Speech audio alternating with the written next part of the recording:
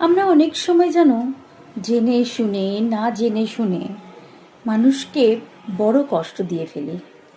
এতটাই কষ্ট দিয়ে ফেলি যে আমরা ভাবি না যে আমার এই কথার জন্য সামনের মানুষের কতটা কষ্ট হয়েছে। সত্যি আমরা ভাবি না, কিন্তু কষ্ট দিতে দিতে এমন একটা সময় চলে আসে তাদের ভগবান তাদের জন্য স্ট্রংলি দাঁড়িয়ে যায়। তারা তো মুখ বুজে সব সহ্য করে নেয়, কিন্তু তাদের ভগবান তাদের জন্য স্ট্রংলি দাঁড়িয়ে যায়। এটা একদম সত্যি কথা।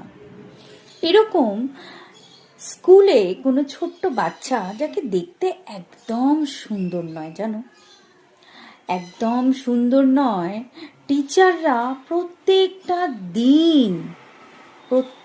দিন আমি এই জিনিসটা অনেক সময় দেখেছি, আমার মেয়ের স্কুলের থেকেও দেখেছি এবং আমি অনেকের মুখেও শুনেছি যে বাচ্চা দেখতে সুন্দর হয় না, তার বন্ধু বান্ধব তো হতেই চায় না।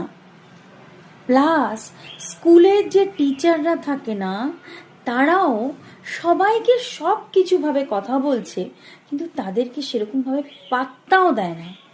প্রত্যেকটা দিন সেই বাচ্চাটা তাকে যে একটা কি বলবো অবহেলা করা হচ্ছে, তাকে সে খুব ভালো করে বুঝতে পারছে, আর তার মনের ভিতরে একটু একটু করে খুব কষ্টের একটা জায়গা তৈরি হচ্ছে।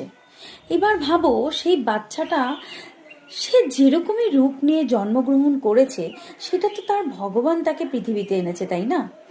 সে নিজের ইচ্ছা পৃথিবীতে কিন্তু আসেনি।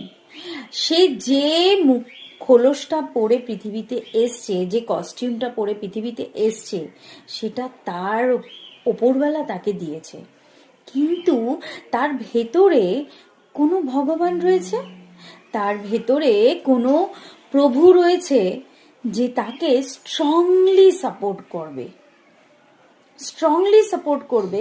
আস্তে আস্তে হয়তো সেই বাচ্চাটা ভীষণ ভীষণ ভালো মানুষ তৈরি হবে, আর তা না হলে নেগেটিভিটিটা অনেক বেশি পরিমাণে তৈরি হয়ে যাবে। তো মানুষকে কখনোই জানো তো অবহেলা করা একদমই উচিত না, রূপ দিয়ে বিচার করা একদমই উচিত না। কেননা রূপটা কেউ আমরা আমাদের সাথে নিয়ে আসি না। সেকেন্ড, যদি কেউ খুব মোটা থাকে, ছোট থেকে বড় পর্যন্ত এ মোটা কখনোই করা উচিত না। যদি কারোর মাথায় চুল না থাকে, টাকলা কখনোই করা উচিত না। কালো মানুষদের এ কালু এরকম করে সবাই রাগায়। কেউ কি নিজের ইচ্ছায় পৃথিবীতে আসে, না নিজের ইচ্ছায় নিজেদের শরীরটা গঠন করে বলো?